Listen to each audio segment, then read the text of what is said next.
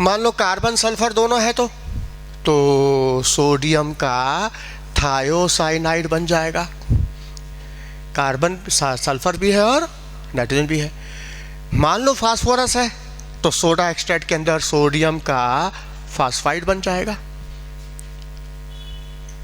जाएगा और ये सब घुली अवस्था में रहेगा, एकदम क्लियर सॉल्यूशन के रूप में रहेगा। ये सब क्या है? पानी में सॉल्युबल है। Sodium salt generally soluble in water. ये सारे सॉल्ट तो तुम देख रहे हो ये सब पानी में सॉल्युबल है। समझ में आया? और जब ये सॉल्युबल है तो निश्चित पानी में जाकर के आयनाइज हो जाएंगे और आयनाइज होके क्या देंगे? थायोसाइनाइड आयन देगा, सल्फाइड आयन देगा, साइनाइड आयन देगा, fluoride ion, chloride ion, bromide ion, iodide ion, phosphide ion देगा कि नहीं? क्योंकि सोडियम सॉल्ट है, they are soluble in water. और जो चीज़ सॉल्युबल है वो आयनों में टूट गई और जब टूट जाएगी तो सब फ्री आयन देंगे कि नहीं? ये देगा थायोसाइनाइड आयन, ये sulphide ion, cyanide ion, fluoride ion, chloride, bromide, iodide और फास्फाइड आयन देगा।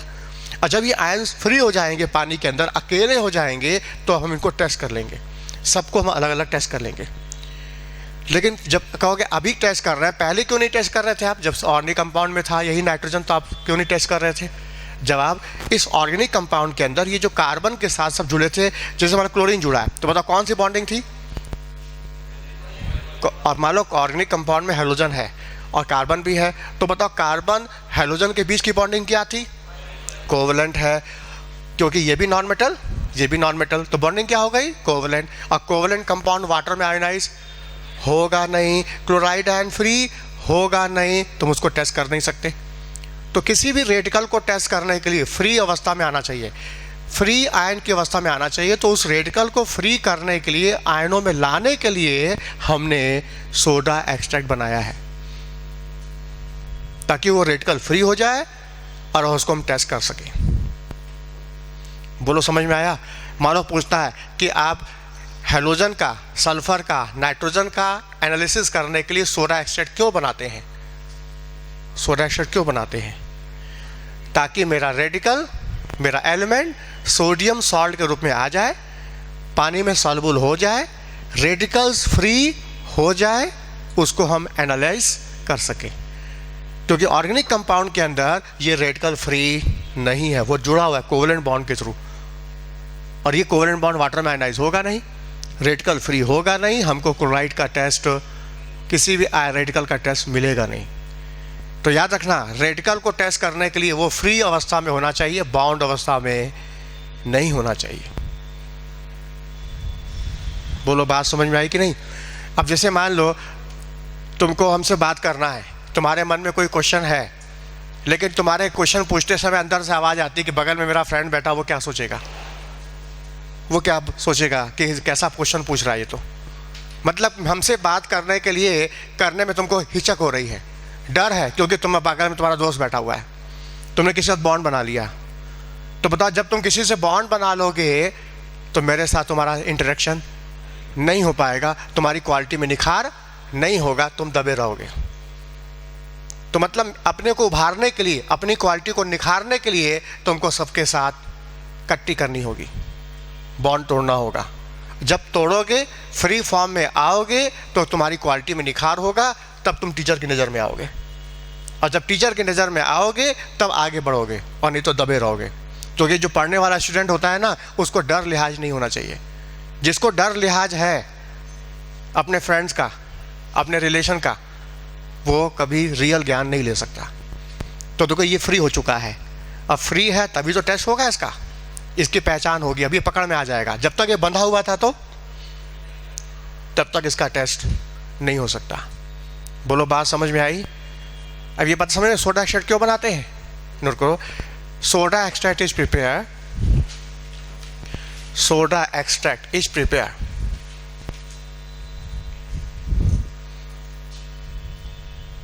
to form sodium salt, to form sodium salt which are soluble in water,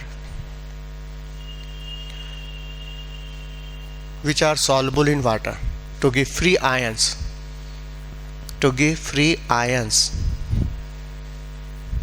to give free ions which are easily detected. Soda extract to prepare to form sodium salt.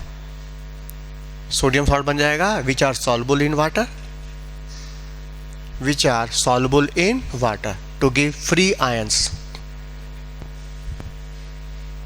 Free ions which are easily detected. Easily detected, जिसको हम आसानी से detect कर सकते हैं.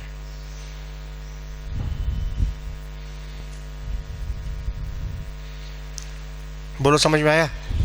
तो किसी भी एलिमेंट का नाइट्रोजन, सल्फर, फास्फोरस, हेलोजन किसी को भी तुम्हें चेक करना हो, पहला तुम सोडा एक्सट्रैक्ट बनाओ.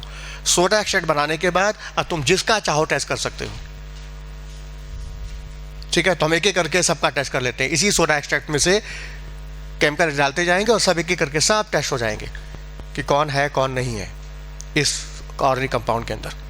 लेकिन पहले सोडा एक्सट्रैक्ट बनाओगे फिर डिटेक्शन होगा. बिना सोडा एक्सट्रैक्ट बनाए, बिना रेडिकल को फ्री किए तुम इनको टेस्ट एनालाइज नहीं कर सकते. बोलो बात समझ में आ गई? तो हमने सोडा एक्सट्रैक्ट बना लिया है, सारे रेडिकल को, सारे एलिमेंट को सोडियम सॉल्ट के रूप में कन्वर्ट कर लिया है. अब हम इनका अलग अलग टेस्ट कर लेते हैं. ठीक है,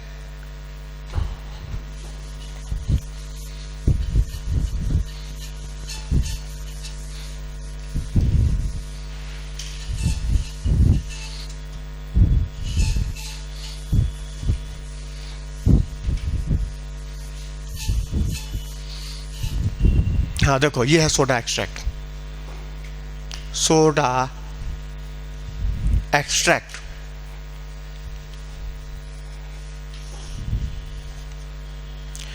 मान लो इस सोडा एक्सट्रैक्ट के अंदर हेलोजन है.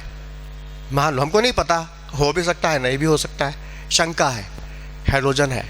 तो हम क्या करेंगे, मतलब सोडियम हेलोजन सोच का हैलाइड ही होगा कोई, या तो ये फ्लोराइड होगा, या तो ये क्लोराइड होगा, या तो ब्रोमाइड होगा, या तो आयोडाइड होगा, कुछ भी हो सकता है.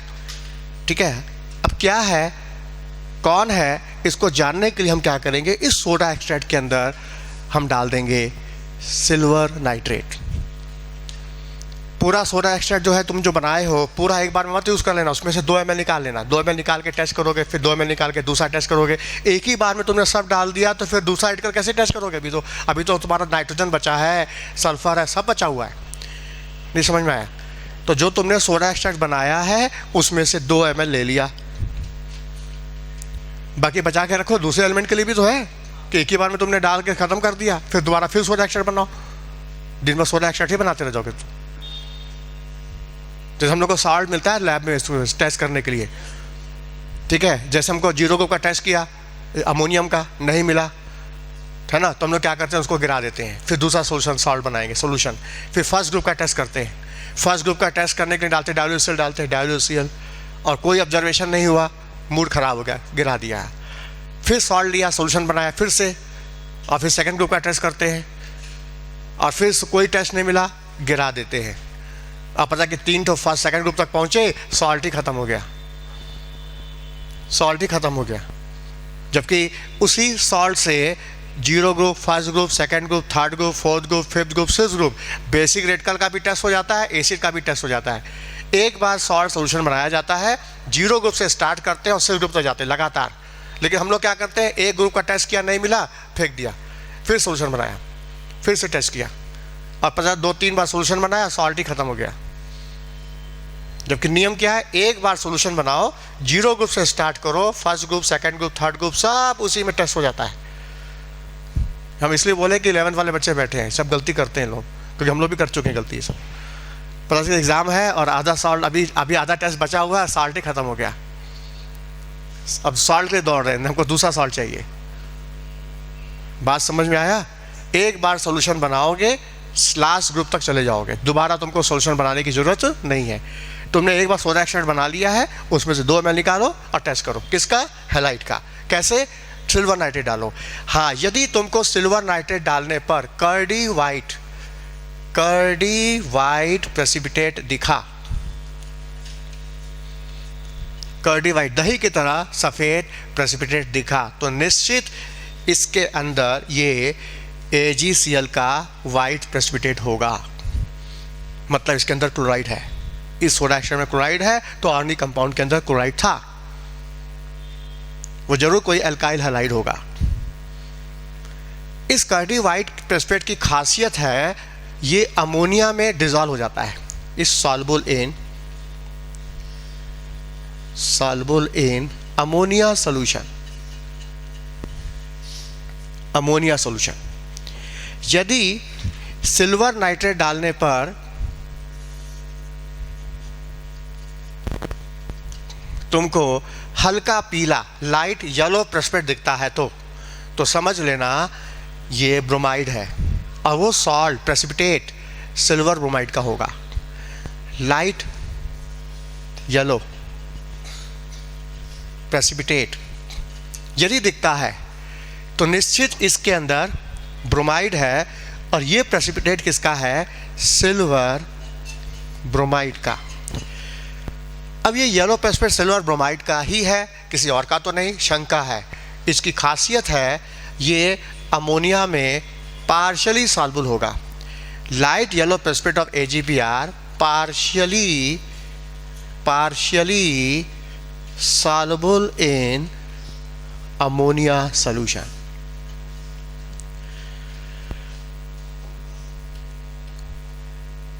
मान लो सिल्वर नाइट्रेट डालने पर डार्क येलो प्रेसिपिटेट दिखता है, डार्क येलो।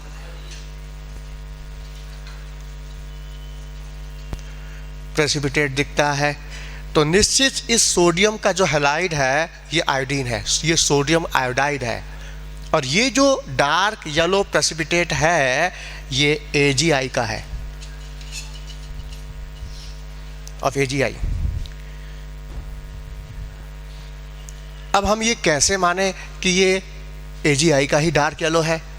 हमको शंका है, कंफर्म करना चाहते हो, क्या करो, ये डार्क येलो प्रेसिपिटेट अमोनिया में सॉल्युबल होगा ही नहीं, ये इसकी खासियत है। The dark yellow precipitate of AgI insoluble in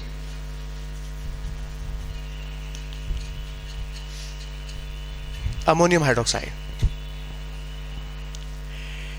insoluble in ammonium hydroxide।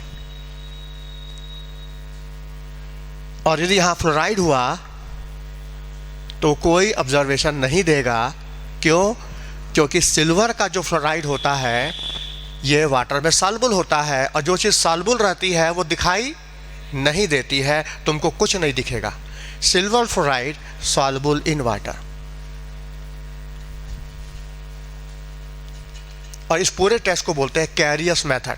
इस पूरे टेस्ट का नाम है कैरियस मेथड,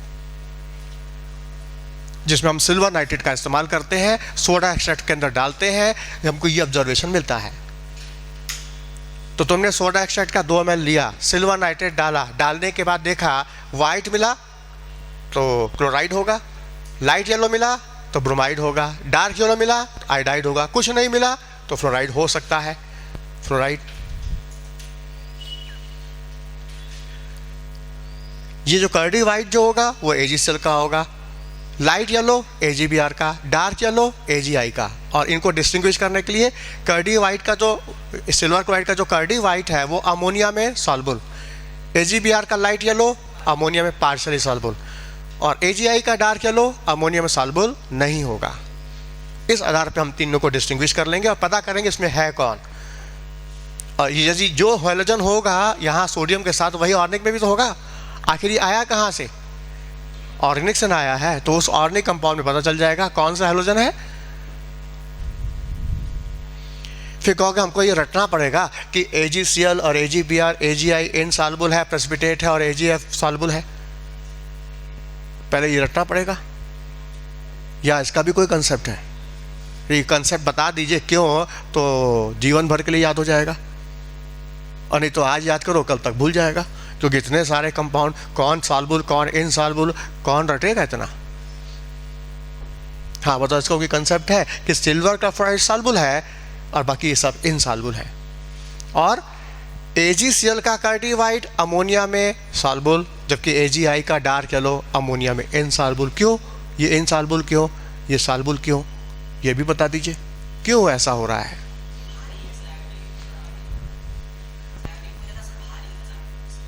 मतलब कोई चीज़ भारी है तो वो प्रेसिपिटेट कर जाएगी, तुम्हारा मतलब ये है? कोई भी रेडिकल भारी है तो प्रेसिपिटेट कर जाएगा। तो प्रेसिपिटेशन के लिए भारीपन देखा जाता है, उसका वजन कितना ज़्यादा है। मालूम है, कभी कभी मोटे आदमी भी बहुत फुर्तीले होते हैं, जो पतला आदमी भी नहीं करता, मोटा आदमी सब काम कर लेता है। तो काम एक्टिविटी ज़्यादा हो इसके लिए भारी नहीं है, वेट नहीं देखा जाता, कुछ और है यहाँ।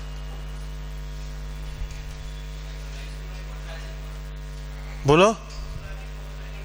पोलराइजिंग नहीं, पोलराइजिंग पावर नहीं, पोलराइजेबिलिटी।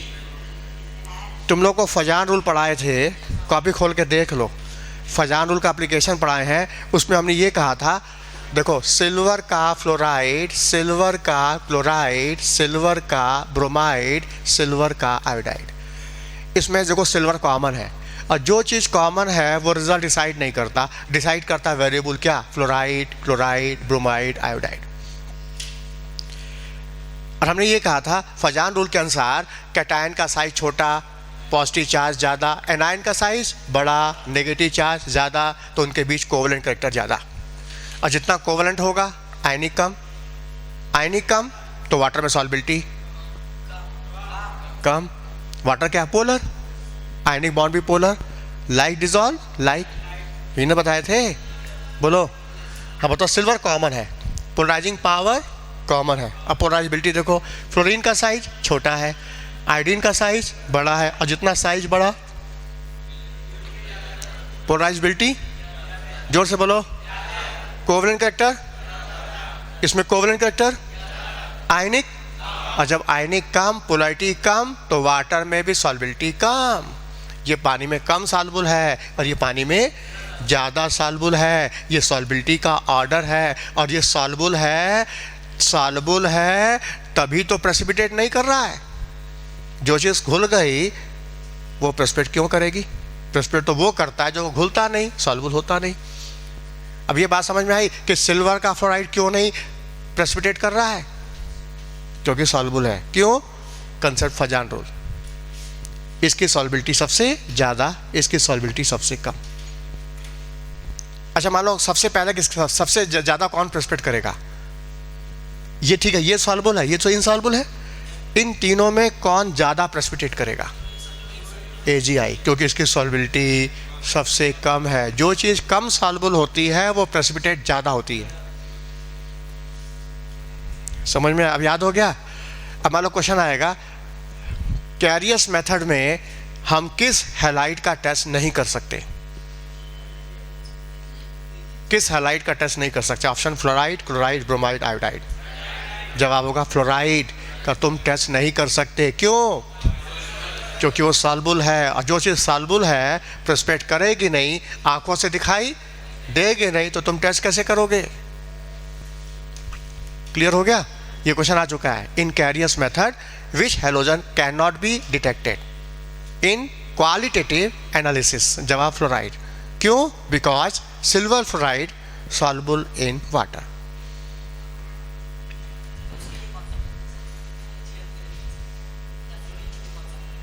फिर उसके लिए आगे जाओ, 12th में जाओ, अभी आगे आएगा। फिर अब ये 11 का पार्ट नहीं, 11th है। सब काम 12th का 11th में नहीं ना करेंगे। सामने रखो।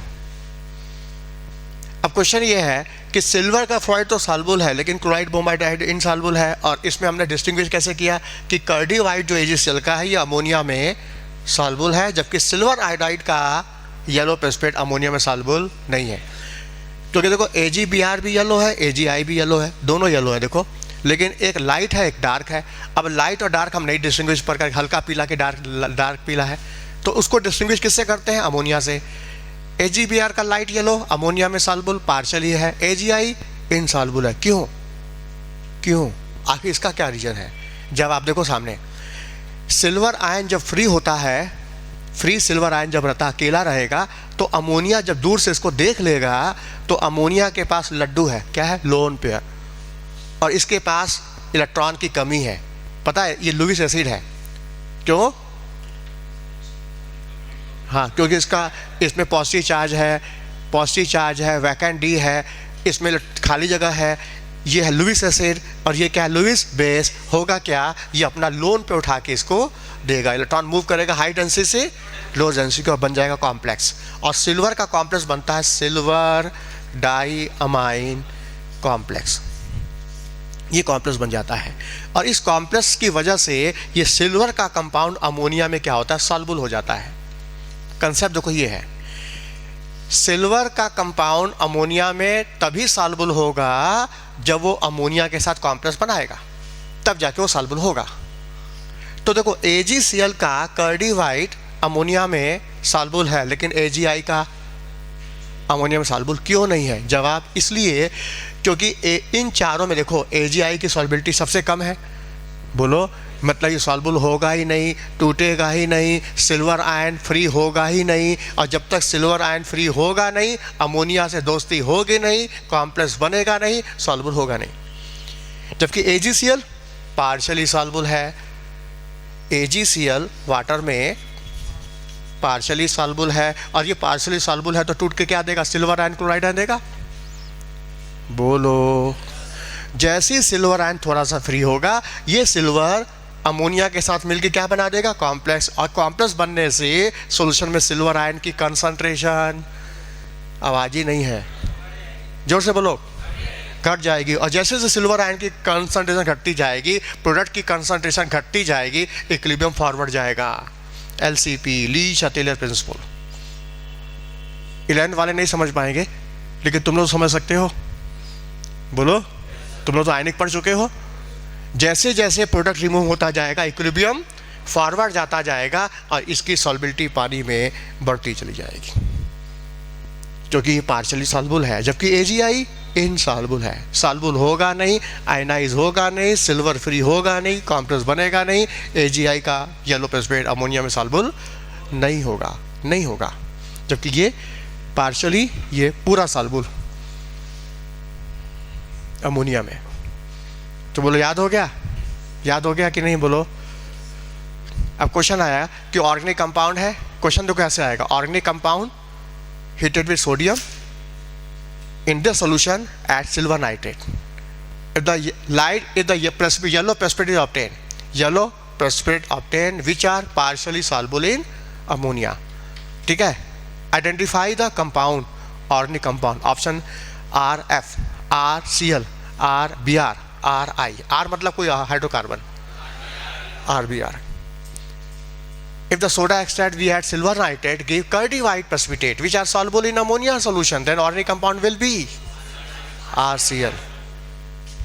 क्वेश्चन इस तरह से आएगा। बोलो, समझ में आया? तो हमने किसका किसका टेस्ट कर लिया? किसका टेस्ट कर लिया? पूरा हाइड्रोजन टेस्ट कर लिया। फ्लोराइड, फ्लोराइड तो देगा ही नहीं, फ्लोराइड तो देगा नहीं, उसको हटाओ, बचा क्या, क्लोराइड, ब्रोमाइड, आयोडाइड, तीनों को हमने यहाँ चेक कर लिया। बोलो, आगे बढ़े? हाँ, अब हम लोग आगे बढ़ते हैं, टेस्ट करते हैं सल्फर का। सल्फर, हाइड्रोजन हो गया, कार्बन हो गया, हाइड्रोजन हो गया, अब आया सल्फर का टेस्ट।